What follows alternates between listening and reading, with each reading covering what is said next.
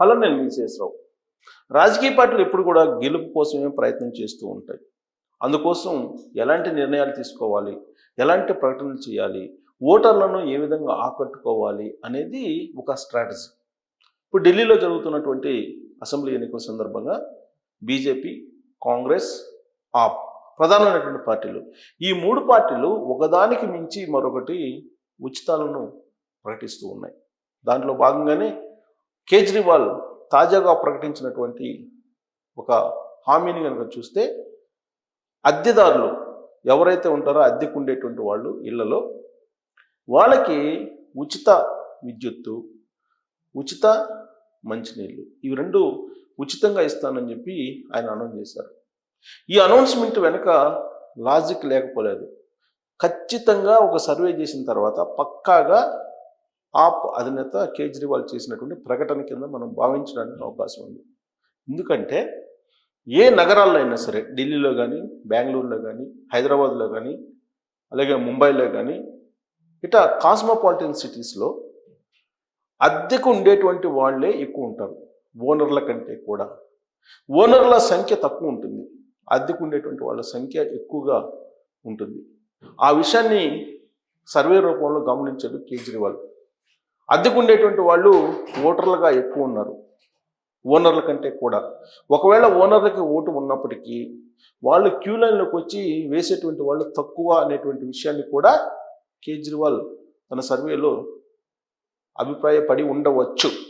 అందుకే అద్దెకు ఉండేటువంటి వాళ్ళ ఓటర్లను ఆకర్షించేందుకు ఆయన ప్రకటించినటువంటి ఉచితాలు ఇవి.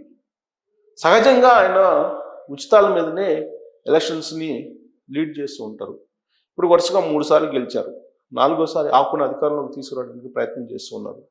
తొలిసారి ఆయన గెలిచినప్పుడు కేవలం 40-45 రోజులు మాత్రమే ఆయన ప్రభుత్వం ఉంది. ఆ తర్వాత జరిగినటువంటి ఎలక్షన్స్లో అప్రతిహతంగా గెలిచారు. ఆ తర్వాత మళ్ళీ 3వసారి కూడా ఉచితాల క్రమంలోనే ఆయన గెలిచారు.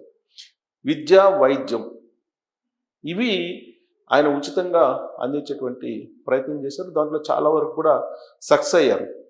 మహిళలకు ఉచిత బస్ ప్రయాణంతో పాటు మెట్రోల్లో కూడా ఉచిత ప్రయాణాన్ని ఆయన కల్పించారు మహిళలకి.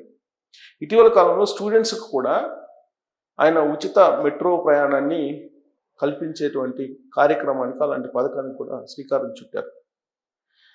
కేజ్రీవాల్ ఏదైతే పథకాలని రూపకల్పన చేశారో, ఉచిత పథకాలని, వాటినే భారతదేశ వ్యాప్తంగా ఆయా రాష్ట్రాల్లో ఉండేటువంటి పార్టీలు కొంచెం అటు ఇటుగా మేనిఫెస్టోలో పెడుతూ ఉన్నాయి. ఉచిత బస్ ప్రయాణం మహిళలకు అనేది ఫస్ట్ కేజ్రీవాల్ పెడితే, కర్ణాటక ఎన్నికల్లో కాంగ్రెస్ పార్టీ ఒక ప్రధాన అంశంగా, ప్రధాన అస్త్రంగా ప్రజల్లోకి తీసుకెళ్ళింది. అక్కడ కాంగ్రెస్ పార్టీ అధికారంలోకి రాగలిగింది. ఉచిత సిలిండర్స్, అట్లా కేజ్రీవాల్ కూడా విద్యుత్తు అలాగే తాగునీళ్ళు, ఇవి రెండు ఉచితంగా గత ఎన్నికల్లో ప్రకటించారు, ఇప్పుడు కూడా ప్రకటించారు. కాకపోతే అద్దెదారులకి ఈసారి బంపర్ ఆఫర్ ఇచ్చారు. అద్దెదారులకు కూడా ఆయన తన వైపు తిప్పుకునే ప్రయత్నం చేస్తున్నారు. దాంట్లో లాజిక్ ఏంటంటే వాళ్ళ సంఖ్య ఎక్కువ ఉంది అనేది ఆయన లాజిక్. ఇతర ప్రాంతాల నుంచి వలస వచ్చి కాస్మోపాలిటన్ సిటీస్లో నివసించేటువంటి వాళ్ళ సంఖ్య ఎక్కువగా ఉంటుంది. వాళ్ళకి ఓటు హక్కు కూడా ఉంటుంది. ఉదాహరణకు మనం హైదరాబాద్ తీసుకుంటే, హైదరాబాద్కి వచ్చేటువంటి వాళ్ళ వలసదారులు చాలా ఎక్కువ ఉంటారు. స్థానికంగా ఉండేటువంటి వాళ్ళు హౌస్ హోల్డ్స్ తక్కువ ఉంటారు. పైగా హౌస్ హోల్డ్స్ ఉన్నప్పటికీ కూడా వాళ్ళు ఆర్థికంగా స్థితిమంతులై ఉంటారు. జనరల్గా ఉండేటువంటి ఒక టెండెన్సీ ఏంటంటే, స్థితిమంతులుగా ఉన్నటువంటి వాళ్ళు ఓటు వేయడానికి బూత్ వద్దకు రారు, బూత్ కేంద్రాల వద్దకు, పోలింగ్ కేంద్రాల వద్దకి.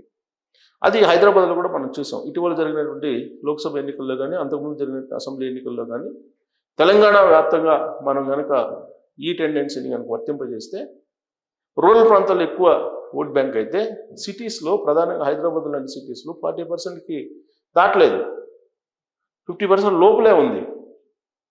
దీనికి కారణం ఏంటంటే, స్థితిమంతులుగా ఉన్నటువంటి వాళ్ళు పోలింగ్ కేంద్రాలకు వద్దకు వెళ్ళి క్యూలో నిలబడి ఓపికగా ఓటు వేసేటువంటి పరిస్థితులు. ఒకవేళ ఓటు వేసినా కానీ వాళ్ళు ఎలాంటి ప్రలోభాలకి లొంగకుండా ఓటు వేస్తారు అనేది రాజకీయ పార్టీల యొక్క అభిప్రాయం. అదే సామాన్యులు ఈ ఉచిత పథకాలను కనుక ప్రకటిస్తే వాటికి అట్రాక్ట్ అయ్యి సామాన్యులు ఖచ్చితంగా ఓటు వేస్తారు, ఇవి వాళ్ళని అట్రాక్ట్ చేస్తాయి అనేటువంటి ఒక అభిప్రాయం ఉంది రాజకీయ పార్టీల్లో. అందుకే ఎప్పటికప్పుడు సామాన్యులను ఆకర్షించేలాగా ఉచిత పథకాలను అనౌన్స్ చేస్తుంటారు. ఇప్పుడు తెలంగాణలో రేవంత్ రెడ్డి గారు 6 హామీలు ఇచ్చారు. అలాగే ఆంధ్రప్రదేశ్లో చంద్రబాబు నాయుడు గారు సూపర్ 6లు ప్రకటించారు. ఇక్కడ రేవంత్ రెడ్డి గారు ఉచిత సిలిండర్లు ప్రకటించారు, ఉచిత బస్సు ప్రయాణం మహిళలకు ప్రకటించారు, రుణమాఫీని ప్రకటించారు. ఇవన్నీ కూడా అమలు చేయడానికి సిద్ధమయ్యారు రేవంత్ రెడ్డి గారు. తెలంగాణలో అమలు జరుగుతున్నట్టు పథకాలని ఢిల్లీలో చెప్పడానికి ఆయన ఢిల్లీ వెళ్ళారు. స్టార్ క్యాంపైనర్గా కాంగ్రెస్ పార్టీ తరఫు నుంచి రేవంత్ రెడ్డి గారు ఢిల్లీలో కాంగ్రెస్ పార్టీ ప్రచారం చేస్తూ ఉన్నారు. తెలంగాణలో ఉచిత పథకాలను అమలు చేసి చూపిస్తున్నాము, వాటి ఫలితాలను అందుకుంటున్నాము అనేటువంటి విషయాన్ని ఢిల్లీ వెళ్ళి ఢిల్లీ ఓటర్లకు చెప్పేటువంటి ప్రయత్నం చేస్తున్నారు. ఒకవేళ కాంగ్రెస్ పార్టీ అధికారంలోకి వస్తే ఈ ఉచిత పథకాలు అమలు చేయకపోతే తాను చేపిస్తానని చెప్పి ఢిల్లీలో ఉండేటువంటి ఓటర్లకి హామీ ఇస్తున్నారు. ప్రత్యేకించి తెలుగు వాళ్ళు ఎక్కువగా ఢిల్లీలో ఉంటారు. ఢిల్లీలో ఉండేటువంటి తెలుగు వాళ్ళని ఆకర్షించేందుకు, వాళ్ళని ఆకట్టుకునేందుకు రేవంత్ రెడ్డి అక్కడికి వెళ్ళి స్టార్ క్యాంపెయినర్గా ప్రచారం చేస్తూ ఉన్నారు. తెలంగాణలో అమలు చేస్తున్నటువంటి ఉచిత పథకాలని ప్రత్యేకించి ఆయన చెప్తూ ఉన్నారు. అలాగే ఆంధ్రప్రదేశ్లో సూపర్ 6లు అమలు చేస్తున్నారు చంద్రబాబు గారు. ఇప్పటికే పెన్షన్లు అమలు చేస్తూ ఉన్నారు. దాంతోపాటు ఉచిత సిలిండర్లను అమలు చేస్తూ ఉన్నారు. అలాగే ఉచిత బస్సు ప్రయాణాన్ని అమలు చేయబోతూ ఉన్నారు. ఇలా ఉచిత పథకాలని అమలు చేస్తుంది ఎన్డీఏ ప్రభుత్వం అని చెప్పి చెప్పడానికి పవన్ కళ్యాణ్ని, చంద్రబాబు గారిని ఢిల్లీలో ప్రచారం చేయించాలని చెప్పి బీజేపీ భావిస్తుంది. బీజేపీ కూడా అక్కడ ఢిల్లీ ఓటర్లని ఉచిత పథకాల ద్వారా ఆకర్షించే ప్రయత్నం చేస్తూ ఉంది. అయితే కొత్తదనంగా కేజ్రీవాల్ ఆలోచించారు. బీజేపీ కాంగ్రెస్కి భిన్నంగా అద్దెదారులు ఎవరైతే ఉన్నారో, రెంట్కి ఎవరైతే ఉంటున్నారో వాళ్ళకి విద్యుత్తు, మంచినీళ్ళు, ఇతర అవసరాలు ఉచితంగా కల్పిస్తానని చెప్పి ఆయన అనౌన్స్ చేశారు. భారతదేశ వ్యాప్తంగా ఇలాంటి ప్రకటన బహుశా మేనిఫెస్టోలో ఆప్ మాత్రమే పెట్టింది. రాబోయేటువంటి రోజుల్లో కాస్మోపాలిటన్ సిటీస్లో ఇలాంటి హామీలు అద్దెదారులకి, ఇంటి ఓనర్లకు కాకుండా ఇళ్లలో అద్దెకు ఉండేటువంటి వాళ్ళకి ఇలాంటి బెనిఫిట్స్ ఇచ్చేటువంటి అవకాశం ఉంది. రేపు మాపు గ్రేటర్ హైదరాబాద్ ఎన్నికలు రాబోతున్నాయి.